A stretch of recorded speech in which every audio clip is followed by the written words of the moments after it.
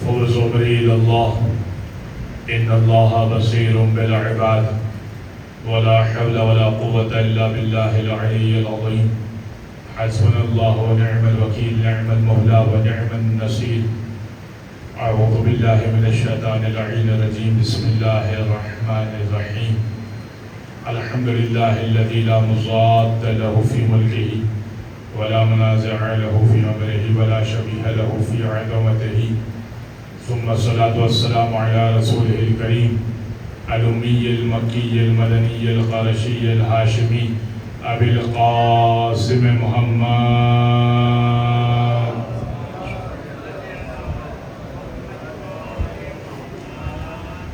وعلى أهل بيته الطيبين الطاهرين واللعنة الدائمة على أعدائهم أجمعين من يوم ظلمهم وعداوتهم إلى قيام يوم الدين أما بعد فقد قال الله سبحانه وتعالى في محكم كتاب مبين بسم الله الرحمن الرحيم وابتغ فيما آتاك الله الدار الآخرة ولا تنس نصيبك من الدنيا وأحسن كما أحسن الله إليك ولا تبغي الفساد في الأرض إن الله لا يحب المفسدين صلوات على محمد وآل محمد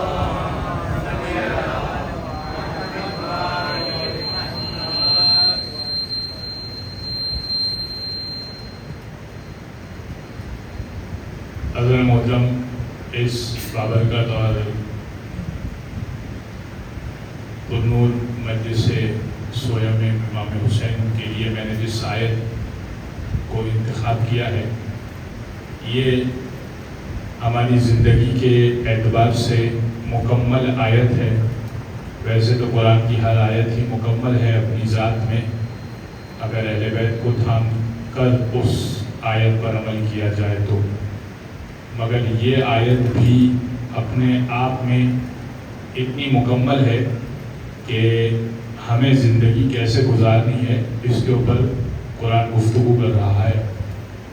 تو قرآن یہ بیان کر رہا ہے کہ دیکھو وَابْتَغِ فِيمَا آتَاكَ اللَّهُ الدَّارَ الْآخِرَةَ، جو اللہ نے تمہیں آخرت میں تمہارے لیے رکھا ہے، دار آخرت میں، جو آخرت کے گھر میں اللہ نے تمہارے لیے رکھا ہے.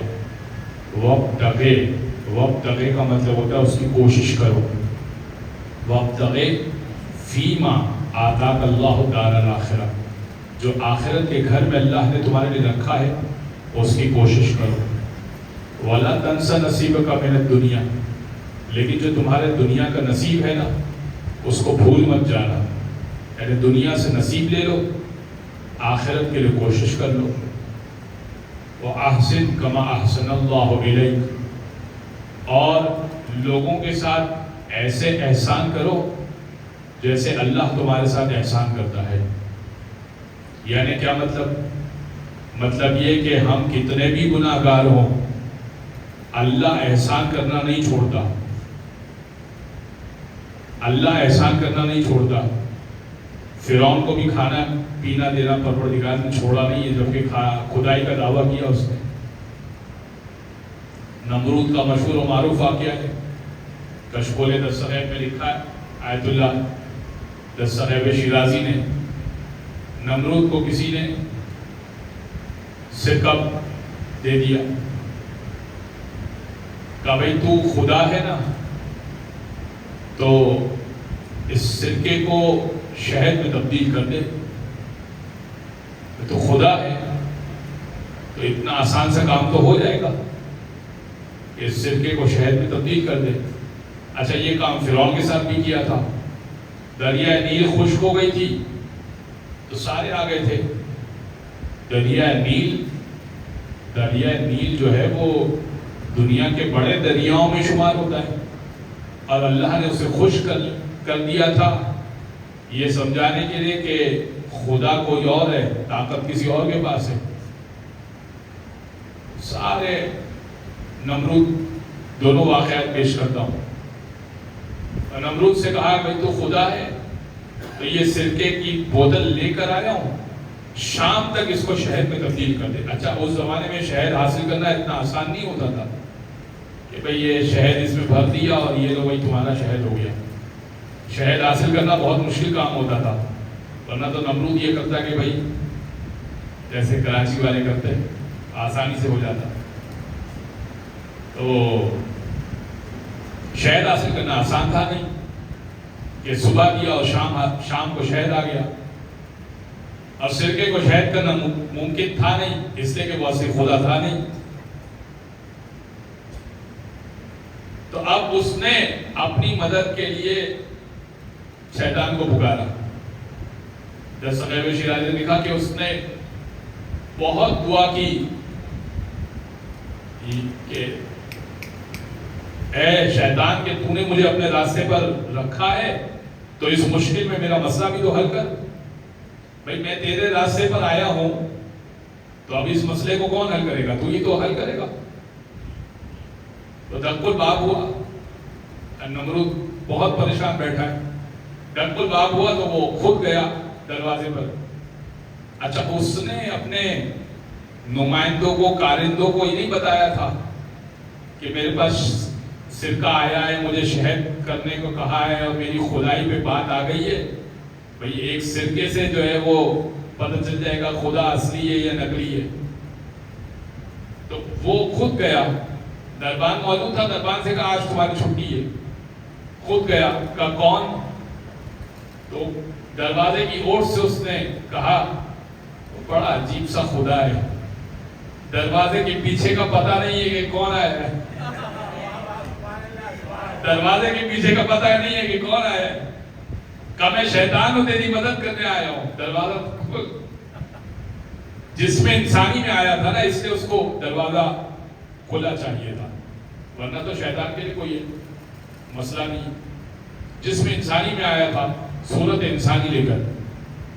کہا اچھا ہوا تو بر وقت آ گیا، ورنہ میری خدائی جو ہے وہ کو سے کچھ پڑھا اور وہ سرکہ جو ہے وہ شہد ہو گیا. کہا تو نے کیا پڑھا؟ کہا میں نے جو پڑھا ہے یہ آتا ہے تب بھی میں نے خدائی کا دعویٰ نہیں کیا. بھئی سرکے کو شہد بنانے کا گل مجھے آتا ہے تب بھی میں نے خدائی کا دعویٰ نہیں کیا. تجھے نہیں آتا ہے تو نے خدائی کا دعویٰ کیا ہے. اب تجھے اگر بتا دوں گا تو اللہ جل تو کیا کرے گا؟ کہ ابھی تو اپنا مسئلہ حل کر. فرعون کے ساتھ بھی یہ ہوا تھا. اچھا فرعون کا معاملہ برعکس تھا. فرعون کی زوجہ جو ہے وہ آپ کو معلوم ہے کہ خدا پرست تھی، توحید پرست تھی. حضرت موسیٰ پر ایمان لے کر آ گئی تھی. تو جب دریا نیل خشک ہو گئی تو سارے جو سجدہ کرتے تھے فرعون کو آ گئے. آنے کے بعد کہنے لگے کہ بھئی دریا نیل خشک ہو گئی، اے ہمارے رب، ہمارے پالنے والے، اس دریا کو بحال کر دے. اس نے کہا کچھ دن تو لگیں گے. یہ بھی سقیب شیرازی نے لکھا ہے. بڑا پریشان، خدائی پہ حرف آ گیا ہے.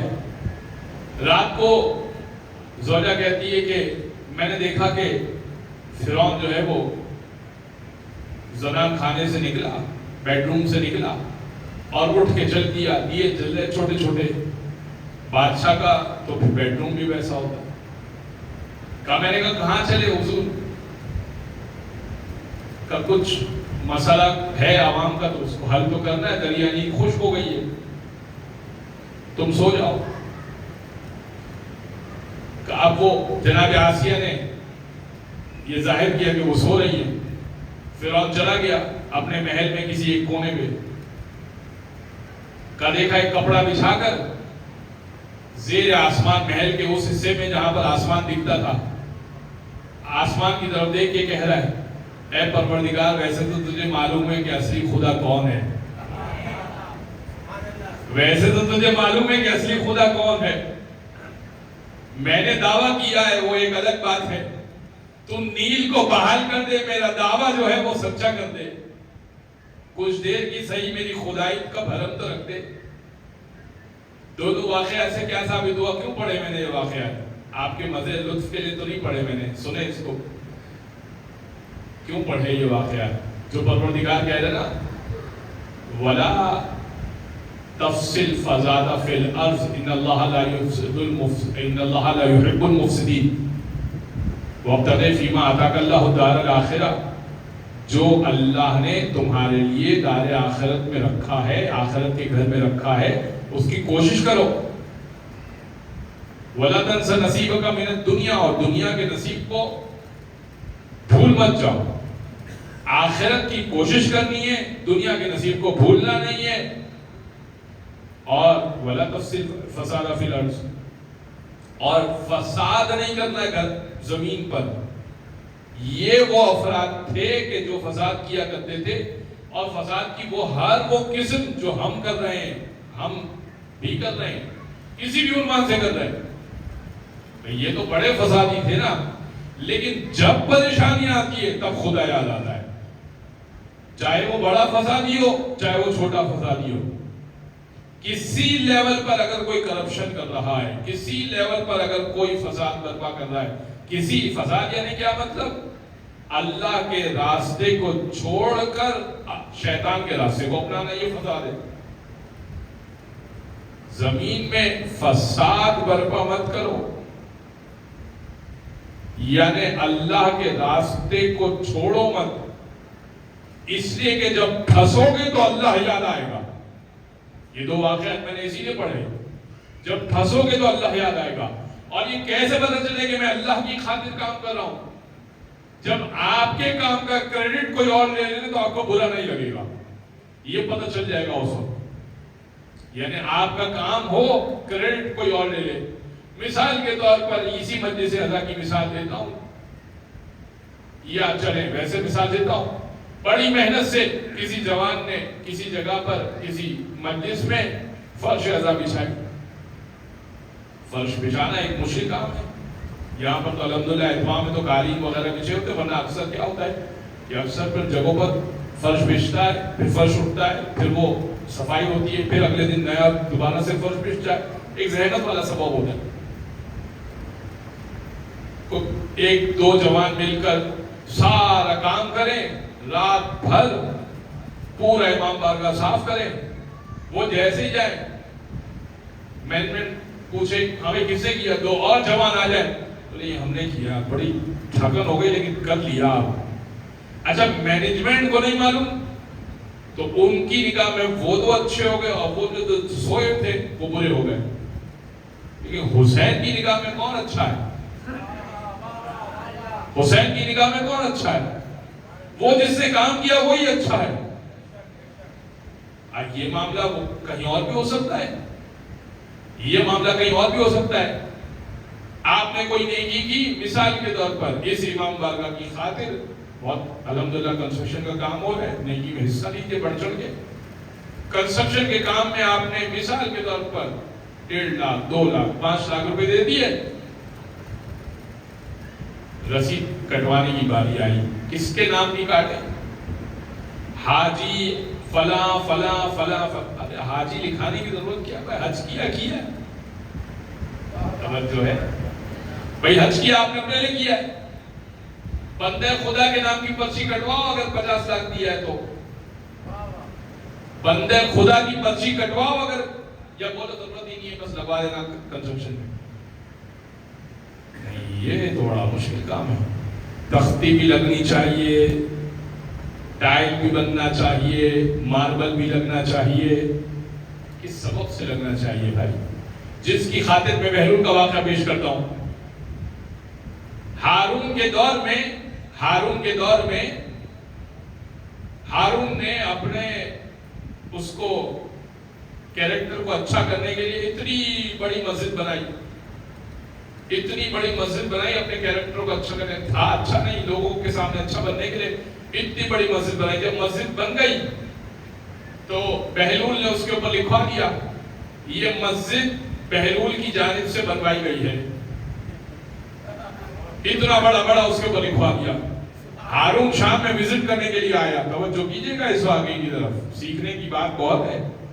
یہ مسجد بہلول کی جانب سے بنوائی گئی ہے۔ ہارون آیا، بھائی یہ اتنی بڑی مسجد بنوائی، اتنا بڑا خرچہ کروایا، مسجد بنانا کوئی آسان کام نہ اس دور میں تھا نہ اس دور میں. تو کہیے بلاؤ بہلول کو دیوانہ، یہ کیا لکھا ہے تو نے؟ کہا یہ تو مٹ جائے گا، تیرا نام آ جائے گا، لیکن پتہ چل گیا کہ تو نے نام کے لیے کیا، اللہ کے لیے نہیں کیا ہے. پتہ تو چل گیا نا کہ تو نے نام کے لیے کیا ہے. یہ مسجد ہارون نے بنوائی، چلو نام تو لکھا گیا، اللہ کے لیے تو نہیں کیا تھا نا. اس کا مطلب بہلول لکھا ہو یا کچھ اور لکھا ہو، کیا فرق پڑتا تھا اس سے؟ میں تو یہ دیکھنا چاہ رہا تھا کہ تجھے طیش آتا ہے یا تو چلا جاتا ہے. طیش آ گیا نا، بس پتہ چل گیا اللہ کے لیے نہیں کیا تو نے، اپنے نام کی خاطر کیا تھا تو نے. تیرا نام لکھ دیتے ہیں بھائی، کیا مسئلہ ہے اس میں؟ تو اکثر ہم نیکی ضائع کر دیتے ہیں اس وجہ سے کہ نام ہو جائے. نام تو ہو جاتا ہے، عوام الناس کو پتہ چل جاتا ہے، خلقت خدا کو پتہ چل جاتا ہے، کیا زبردست کام ہوا، بس وہ کام ادھر ہی تک رہا، وہ اس طرف نہ پہنچا جس طرف پہنچانا چاہ رہے تھے ہم. مسجد تو بنا لی شب بھر میں، ایمان کی حرارت والوں نے، من اپنا پرانا پاپی تھا، برسوں میں نمازی بن نہ سکا. رات بھر میں مسجد تو بنا لی لیکن برسوں میں نمازی بن نہ سکے.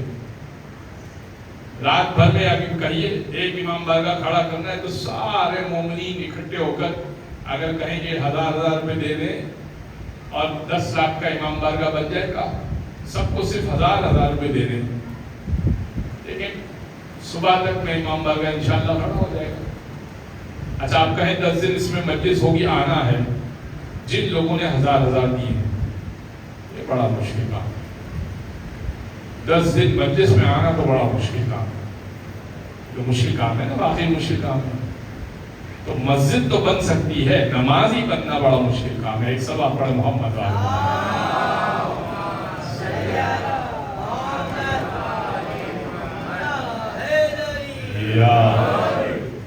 وَابْتَغِ فِيمَا آتَاكَ اللَّهُ الدَّارَ الْآخِرَةَ، جو آخرت کے گھر میں اللہ نے تمہارے لیے رکھا اس کی کوشش کرو. وَلَا تَنْسَ نَصِيبَكَ مِنَ الدُّنْيَا، دنیا کے نصیب کو مت چھوڑ دو. ہمارا معاملہ الٹا ہے، دنیا کے لیے کوشش کر رہے ہیں، آخرت میں جو ہوگا نصیب میں دیکھا جائے گا انشاءاللہ. اللہ نے ضرور اچھا رکھا ہوگا. دنیا کے لیے ایسی کوشش کر رہے ہیں، نہ دن دیکھ رہے ہیں نہ رات دیکھ رہے ہیں، صبح و شام ہماری کوشش ہے. ہم غم ہمارے لیے دنیا ہی ہے، دنیا ہی ہے. سب سے پہلے جو چیز ہم سے چھوٹے گی موت کے وقت، جو سب سے پہلے چیز چھوٹے گی وہ دنیا چھوٹ جائے گی. اللہ کہہ رہے کوشش کرو، بھاگ کے کوشش کرو، آخرت کے لیے کوشش کرو. جہاں نیکی کا موقع آئے کوشش کرے، اور نیکی میں وہ سب سے اچھی نیکی ہے، اس کو بھی پروردگار نے بیان کیا. نیکی میں وہ سب سے اچھی نیکی ہے جس پہ دل پہ پتھر رکھنا پڑے، جس پہ دل پہ پتھر رکھنا پڑے. بس اس سے زیادہ میں آپ سے آج گفتگو نہیں کروں گا. سنیے گا اس بات کو. قرآن نے 4 پارے میں کیا بیان کیا؟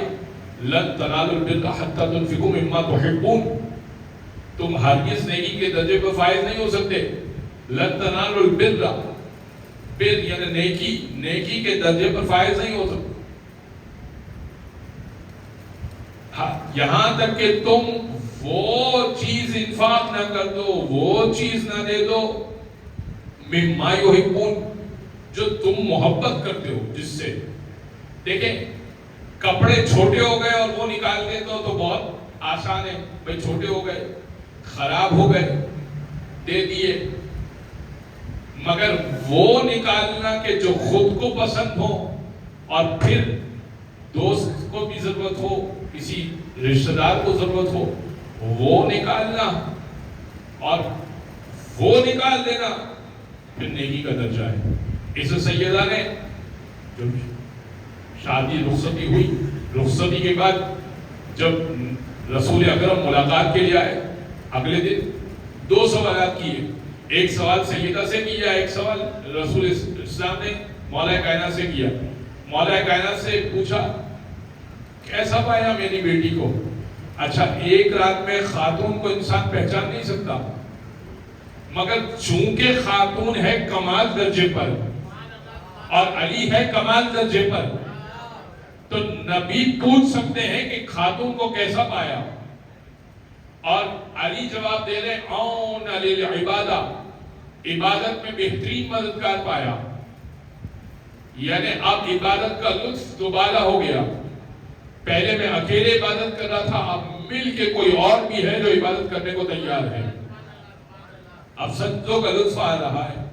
اور اسی طرح دعا کیا کیجئے کہ وہ افراد کے جن کی ابھی نکاح وغیرہ نہیں ہوا، اللہ ان کو ایسی زوج صالحہ عطا کرے کہ جو ان کار خیر میں مددگار ثابت ہو، مجالس عزا میں، عبادتوں میں، ان چیزوں میں مددگار ثابت ہو۔ اگر وہ مددگار نہیں ہے تو پھر کیا فائدہ؟ گھرداری کرنا تو ٹھیک ہے، گھرداری تو ہر عورت کر دیتی، بچے کی پرورش بھی ہو جاتی۔ اور علی سے جب یہ سوال کر لیا، سیدہ سے پوچھا، کیا پوچھا؟ کہا سیدہ فاطمہ بیٹی، رات جس جوڑے میں رخصت کیا تھا ابھی پرانا پہنا ہوا ہے، رات تو نئے جوڑے میں رخصت کیا تھا۔ کہا بابا جان جب آپ نے رخصت کر لیا، رات جب زیادہ ہو گئی، ایک سائل سزا دے رہا تھا، ہے کوئی جو کچھ عطا کرے؟ رخصتی کی شب ہے، نئی زندگی کا آغاز ہے، میں نے سوچا کہ نیکی تو کروں، نئی زندگی کا آغاز ہے، نیکی تو کروں، مگر نیکی میں وہ نیکی کروں جو اعلیٰ درجے کی نیکی ہو۔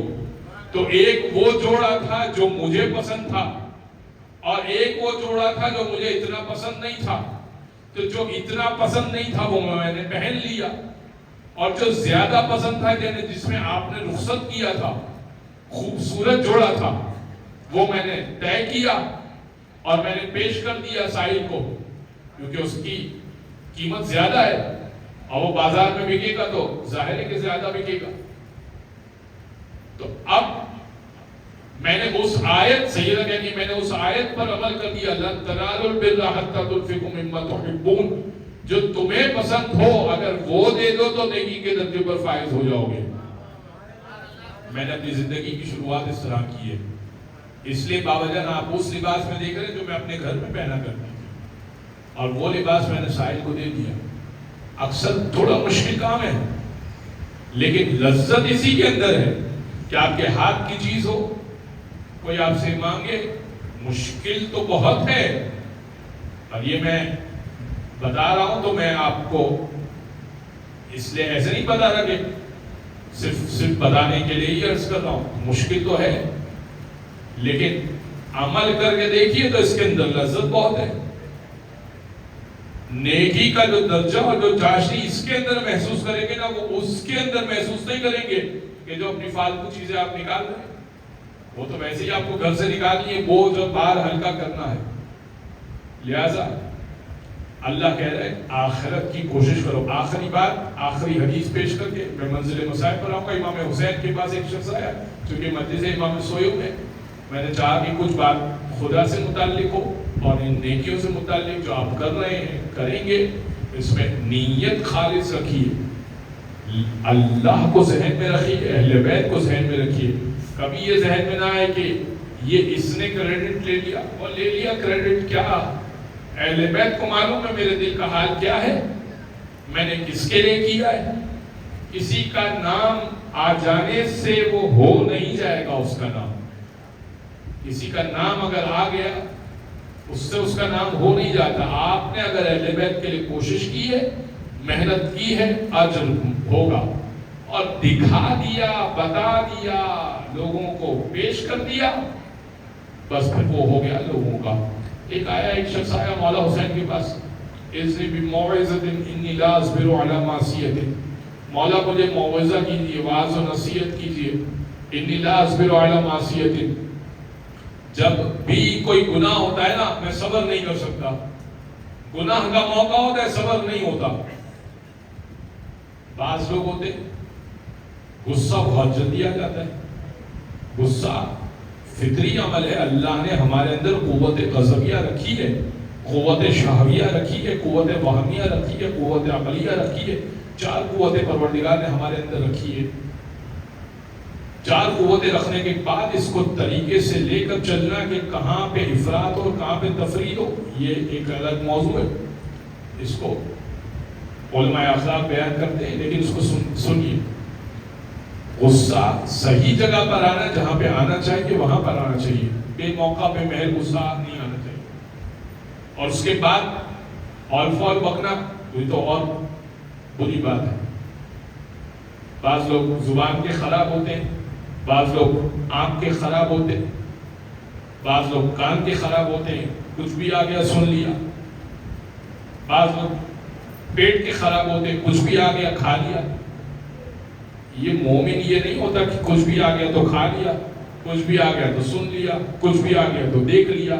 حلال دیکھیے، حلال سنیے، حلال کھائیے، حلال سونگیے، حلال کو کی ترغیب کا مولا ایک معاوضہ کیجئے، صبر نہیں ہوتا گناہ سے، جیسے ہی موقع آتے لپک پڑتا ہوں گناہ پہ، موقع آتے لپک پڑتا ہوں گناہ پہ۔ امام نے فرمایا بس پھر میں تجھے آسانی سے ایک بات بتاتا ہوں، وہ اگر کر لے تو سارے گناہ تو کر سکتا ہے۔ تو بڑا خوش ہو گیا، واہ امام حسین نے کیا طریقہ بتایا ہے گناہ کرنے کا۔ امام نے کہا بھائی ایک تو یہ ہے کہ اللہ کا رزق کھانا چھوڑ دے، کیونکہ دیکھ کھا اس کا رہا ہے، کر اپنی رہا ہے، تو کھا اپنا لے پھر کر بھی اپنی لے۔ اچھا کوئی کہے کہ بھائی میں کھا اپنا لیتا ہوں، کہاں تک کیسے کھا سکتا ہے؟ کوئی شخص نہیں ہے زمین پر، وَمَا مِن دَابَّةٍ فِي الْأَرْضِ إِلَّا عَلَى اللَّهِ رِزْقُهَا، زمین پر کوئی خوش قدر ایسا نہیں ہے جو اللہ کا رزق کھا رہا ہو۔ یعنی یہ جو ہوا ہے یہ اللہ کا رزق ہے، اگر میں بیٹھا ہوا ہوں تو اللہ کا رزق حاصل کر رہا ہوں۔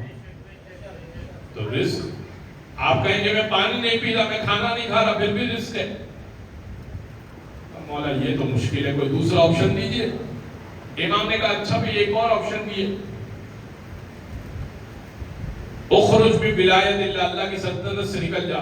اس سے کہ قوانین تو وہاں چلتے ہیں جہاں پہ سلطنت ہوتی ہے، تو سلطنت ختم تو قوانین ختم۔ بھائی پاکستان کے قوانین انفارچونیٹلی چلتے نہیں، لیکن ایک بات کر رہا ہوں کہ پاکستان کے قوانین پاکستان کی حد تک ہے، یو کے قوانین یو کے کی حد تک ہے، اور پاکستان کے قوانین یو کے میں نہیں چلیں گے، اور یو کے قوانین پاکستان میں نہیں چلیں گے۔ تو اللہ کے قوانین اللہ کی سلطنت میں، اللہ کی سلطنت سے نکل جا۔ اس نے کہا یہ کیسے ممکن ہے؟ بھائی وہ تو رب العالمین ہے، اگر میں زمین سے نکل کر کسی دوسری جگہ پر بھی چلا جاؤں، اول تو میرے لیے ممکن نہیں، اس نے کہا اول تو میرے لیے زمین سے نکلنا ممکن نہیں، مگر اگر میں زمین سے نکل کر کسی اور سیارے پر چلا جاؤں تو اللہ کی سلطنت تو ہے نا وہاں پر، اللہ کی بادشاہت تو ہے، تو یہ تو ممکن نہیں ہے۔ بادشاہت تو ہے، کہا تو پھر اللہ کی مان لیا کر۔ تو کہا نہیں مولا گناہ تو کرنا ہے۔ کہا ایک اور آپشن بھی ہے، یہ آپشن ہمارے لیے بھی ہے، اس کے لیے بھی ہمارے لیے بھی ہے، آپ ان میں سے میں ان میں سے کوئی بھی آپشن پہ عمل کر سکتا۔ اچھا امام نے یہ نہیں کہا کہ سارے آپشن، امام نے فرمایا کسی ایک آپشن پہ عمل کر لے تو تو گناہ سارے کر لے، تجھے چھوٹ ہے۔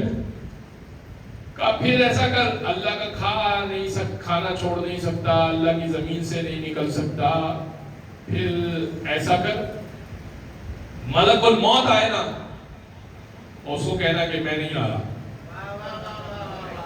کیا کہہ رہے ہیں بھائی؟ وہ موت کا فرشتہ ہے، سارا حساب کتاب تو موت کے بعد ہوگا، سارا حساب کتاب موت کے بعد ہوگا، اور اس کو بولنا میں نہیں آ رہا۔ مولا کہاں چلے گی ملک الموت پہ؟ وہ تو یوں جھپٹا مارے گا، ایسے نکالے گا روح، بس وہ تو پھر اس کے قبضے میں آ جاؤں گا میں۔ کہا اس سے نہیں بچ سکتا؟ کہا نہیں مولا اس سے تو نہیں بچ سکتا۔ کہا اچھا رزق کھانا نہیں چھوڑ سکتا، زمین سے نہیں نکل سکتا، ملک الموت سے نہیں بچ سکتا۔ اچھا، پھر امام نے ایک اور آپشن دیا۔ امام نے کہا اچھا پھر ایسا کر کہ جب تجھے عذاب کے فرشتے عذاب دینے لگے تو ان کو بولنا خبردار دور ہو جاؤ، عذاب میں عذاب کے لیے نہیں، مجھ پہ عذاب نہیں دیا جائے، مجھے عذاب نہیں دیا جا سکتا۔ کہ وہ ایک کو میں نہیں روک سکا، ملک الموت کو، یہ عذاب کے فرشتے ان پہ کہاں چلے گی میری؟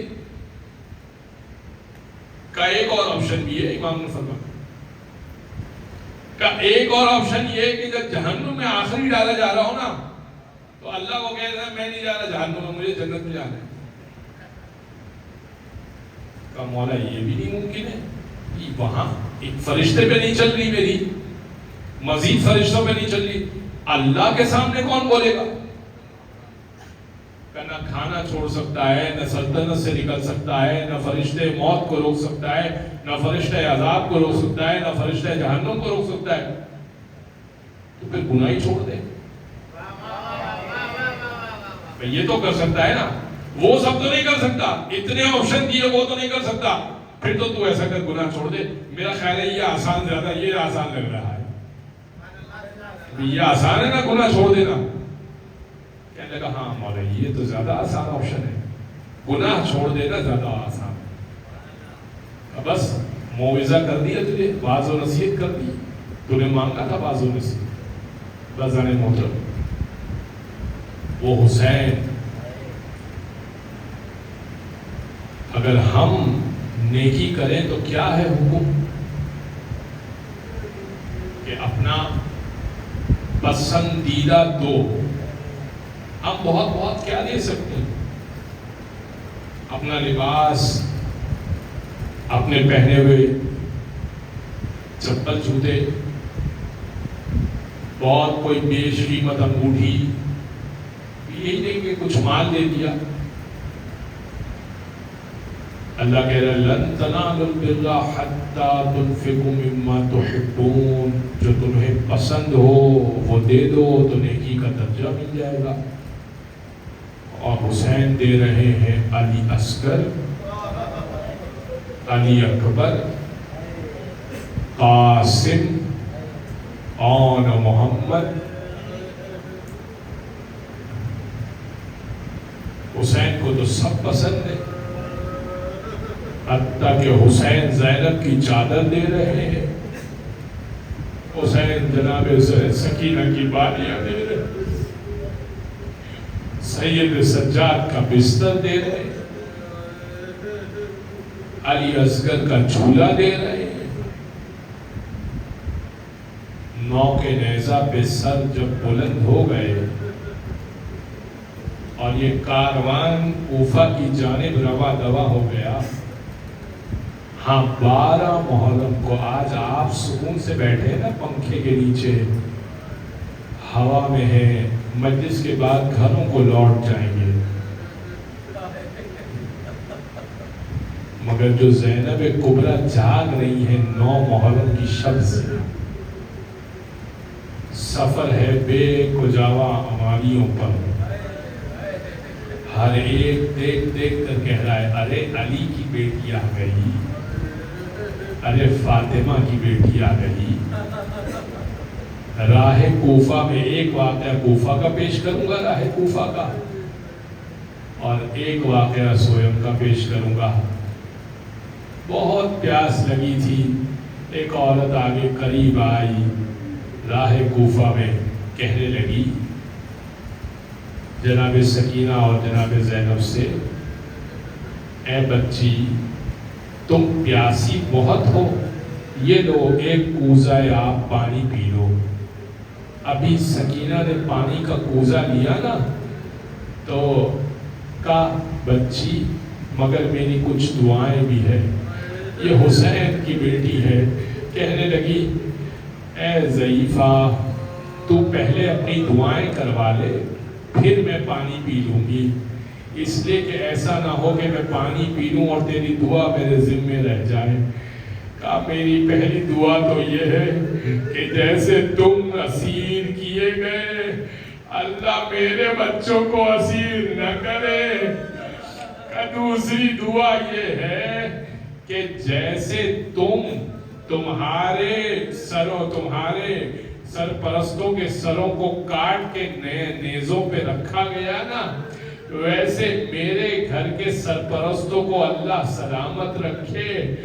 جناب سکینہ نے اللہ جانے کس دل سے آمین کہی ہوگی، کیونکہ حسین ابن علی کا تذکرہ ہو رہا ہے نا اس دعا کے اندر کہ جیسے تم اسیر ہوئے ویسے ہم اسیر نہ ہو، جیسے تمہیں لوٹا گیا ویسے ہمیں نہ لوٹا جائے.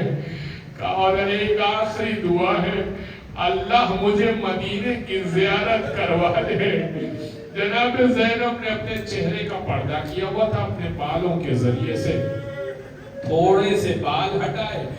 کہا اے ضعیفہ مجھے اتنا بتا تیرا مدینہ میں کون رہتا ہے؟ کہا میرا مدینہ میں میرا آقا رہتا ہے، میرا مولا رہتا ہے، میرے مولا کائنات علی ہیں وہ رہتے ہیں، اور شہزادی فاطمہ ہیں. میں ان سے ملے ہوئے بہت عرصہ ہوا، ان سے ملنے جاؤں گی. دیار غیر میں کسی اپنے کا نام سننا، وہ بھی ماں کا نام سننا. جناب زینب نے کہا ارے ان کی تو شہادت ہو گئی، دونوں کی شہادت ہو گئی.